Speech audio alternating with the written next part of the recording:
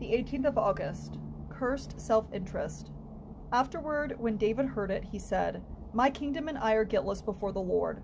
Forever the blood of Abner the son of Ner.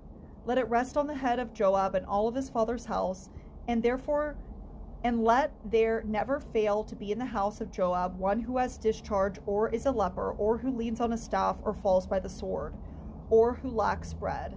2 Samuel chapter 3, verse 28 through 29. When you forget whom you serve, you quickly fall prey to the beset of human instincts. Leaders are not exempt.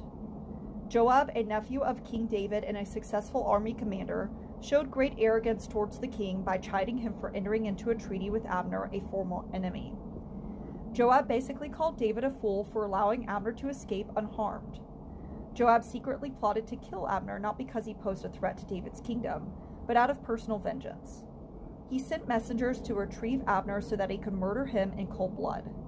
When David heard what Joab had done, he praised the dead man but pronounced a curse on Joab and his family.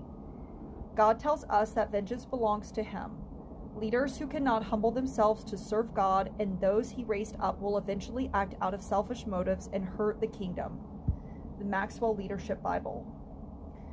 What steps do you take to remain humble in situations that tempt a pride-filled reaction?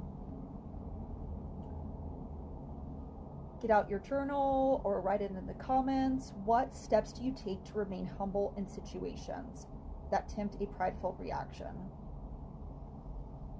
For myself, it's reading Proverbs in the mornings. And if I can, Ecclesiastes, as well as as much of a book of maybe the older, the New Testament. I really like the New Testament in the morning.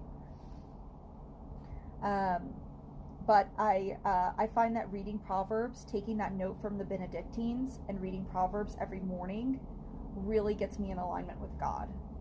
I have more control over my mouth, over my actions. I'm patient, quick to listen, slow to anger, slow to speak. If you haven't tried this, just get yourself a New International Version of the Bible. You can get one free from any church, or you can contact the Gideons or read online. Your local library might have one. And just take an extra hour. I find the New International Version for myself is a quicker read. But it has changed my life, and it has been an answer to my prayers to God. I wanted more of a change, and that up-leveled things.